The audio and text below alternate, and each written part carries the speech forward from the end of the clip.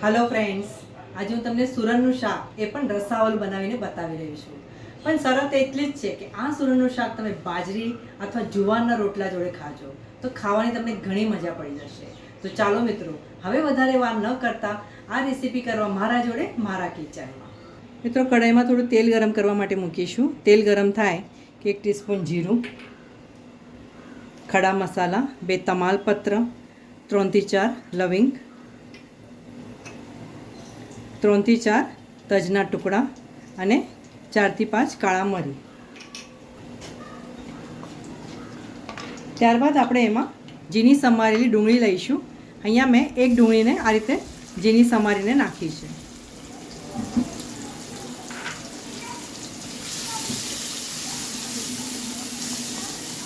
આ ડુંગળી તમારી ગોલ્ડન બ્રાઉન થાય ત્યાં સુધી તમારે એને સાંતળી લેવાની છે। મિત્રો, હવે આપણી ડુંગળી ગોલ્ડન બ્રાઉન થઈ ગઈ છે। ત્યારબાદ આપણે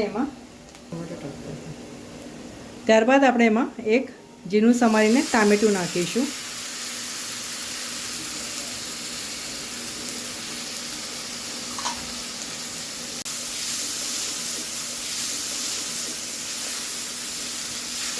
ટામેટું સોફ્ટ થાય ત્યાં સુધી તમારે એને સાતળવાનું છે।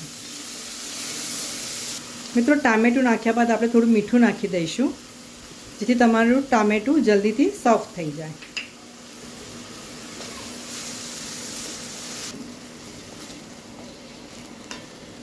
હવે આપણે એમાં 1 થી 2 ચમચા જેટલી આદુ, લસણ અને લીલા મરચાંની પેસ્ટ નાખીશું।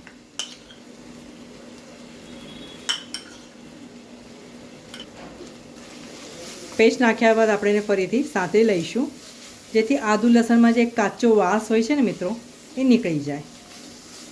અહીંયા ગેસની ફ્લેમ તમારે લો રાખવાની છે।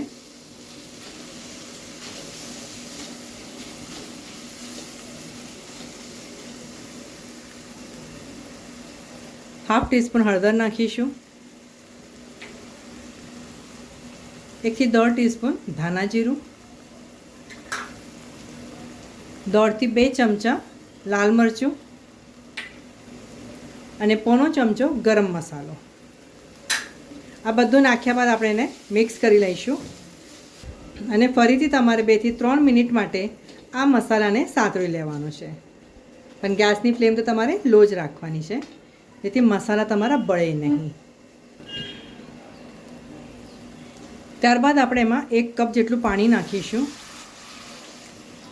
તમને જે પ્રમાણે રસો જોઈએ ને મિત્રો, એ પ્રમાણે તમે રસો કરજો।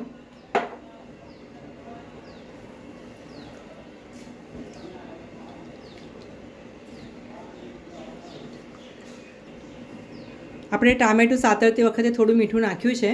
હવે સ્વાદ અનુસાર આપણે થોડું મીઠું એડ કરી લઈશું। હવે આ રસાને આપણે સારી રીતે ઉકળવા દઈશું। પાણીમાં સરસ ઉકળી આવવા લાગી છે। ત્યારબાદ આપણે સુરણને આ રીતે બાફીને લેવાનું છે। અહીંયા મેં સુરણને 1 સીટી વગાડીને કુકરમાં બાફી લીધું છે।